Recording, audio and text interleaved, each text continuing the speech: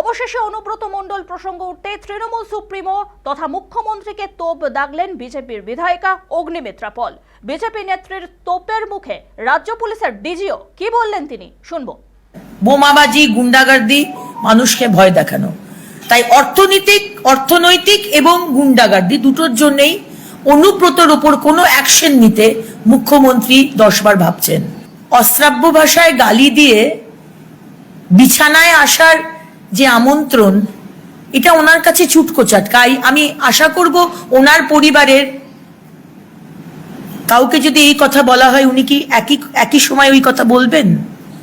বা আমি অবাক হয়ে যাই, রাজীব কুমার ডিজি পুলিশ, তাকে বলা হচ্ছে তারপরেও তাদের কোনো অ্যাকশন নেই। রাজীব কুমার, আপনি কি আপনার পদ, আপনার পজিশন, আপনার আগামী দিনের প্রমোশন বা চাকরিটা রাখা, তার জন্য চুপ করে আছেন? তার জন্য এখনো কানটা ধরে টানতে টানতে অনুব্রতকে জেলে ঢোকাচ্ছেন না? সুতরাং মুখ্যমন্ত্রী, আপনার জাজমেন্ট আমরা বাংলার মানুষ বুঝে গেছে।